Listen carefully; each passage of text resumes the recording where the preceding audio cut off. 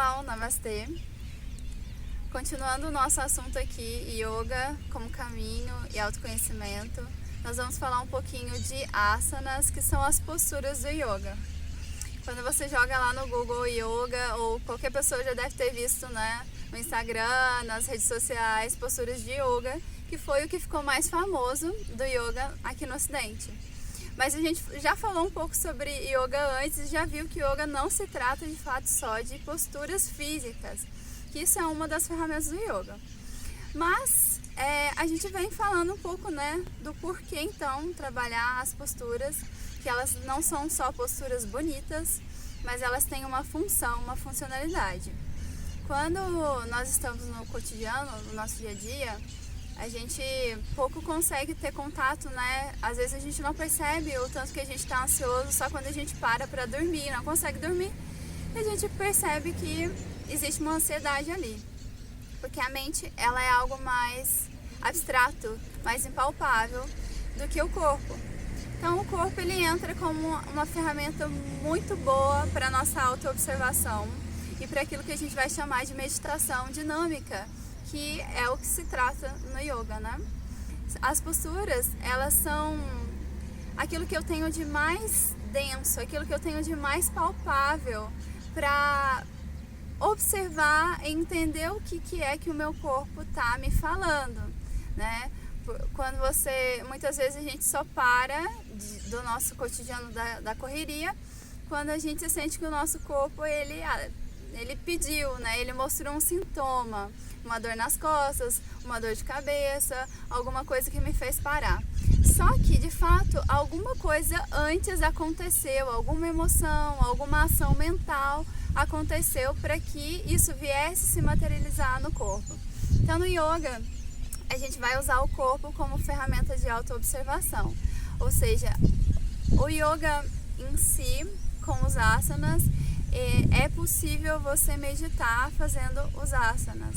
Só que para isso é necessário uma intenção de meditação, uma intenção da autoobservação. Então eu trago uma atitude comigo de que eu não estou ali apenas fazendo as posturas bonitas e que eu tenho que fazer a postura como eu vi na foto de fulaninho no Instagram, ou até mesmo do jeito que o professor está fazendo. Cada corpo vem com uma história. Esse corpo vai me mostrar o que é que dessa história que ficou nesse corpo. E para mim me observar, eu não tenho que forçar o corpo a entrar numa postura. A postura entra dentro do corpo. Por isso até que nós não chamamos de pose de yoga. É uma postura, que é uma construção do corpo com essa atitude. Então, qual que é essa atitude? Eu não julgo o meu corpo. Eu não tô ali julgando ele, se ele tá indo muito bem, se eu consigo fazer essa postura bem bonita, ou se ela não se faz muito bela. Eu não me comparo, é a segunda coisa. Eu não me comparo se eu tô fazendo yoga presencial, eu não me comparo com o meu colega, eu não me comparo com o fulaninho do Instagram. Então eu olho para esse corpo com a atitude de observação. Eu não estou ali julgando, eu não estou qualificando ele, ou seja, eu não estou passando ele por esses filtros daquilo que eu já aprendi, de que é bom ou ruim. Se é bom, eu conquistei essa postura, se não é bom, eu não conquistei essa postura, não tem a ver com isso. Eu não me comparo com as outras pessoas ou com aquilo que eu já aprendi de yoga, não.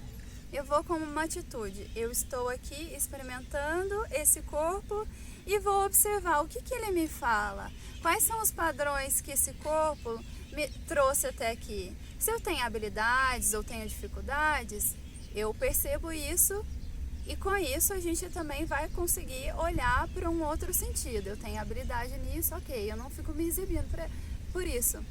Eu sei que eu tenho aquela habilidade. Eu consigo trazer ela depois para o meu dia a dia. Eu tenho essa dificuldade. O que da minha personalidade,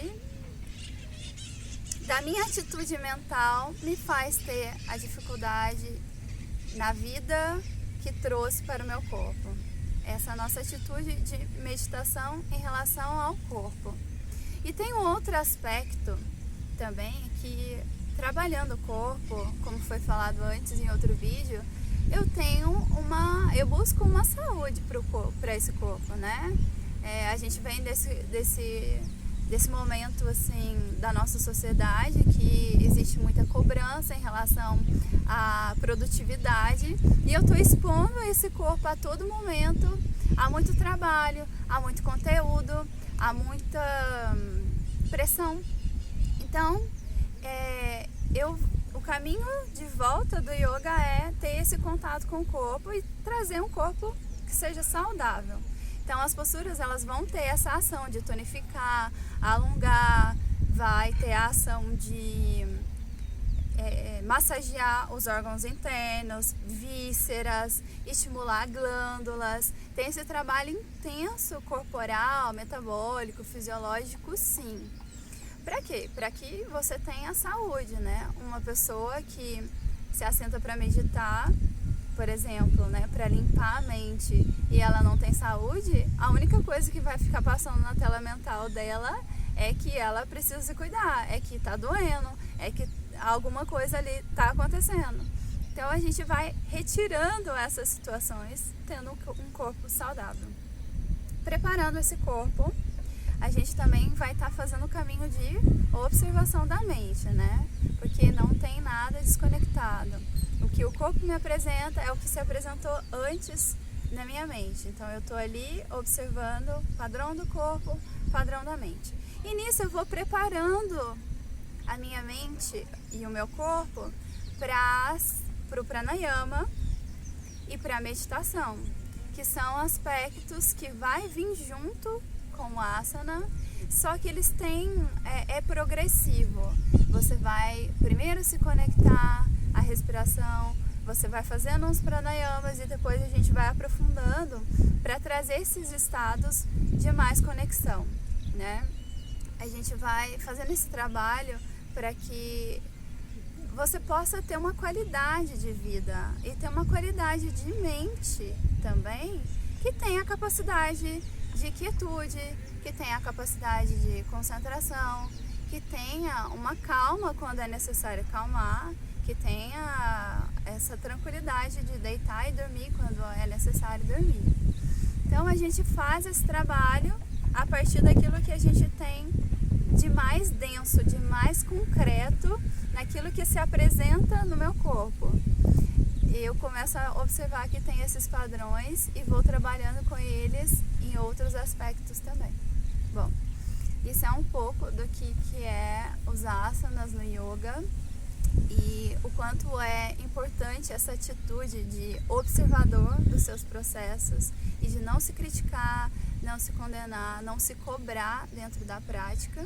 Depois nós vamos discorrer um pouco mais sobre isso também em outros vídeos, mas aqui já fica um pouco mais esclarecido. Gente, se vocês tiverem alguma dúvida, podem fazer os comentários, perguntar. Isso ajuda muito a gente também a entender quais são as suas dúvidas, as necessidades de esclarecimento de vocês. Então, se vocês gostaram desse vídeo, se inscrevam no canal, compartilhem com alguém, curta esse vídeo e a gente se vê no próximo. Grata, namastê!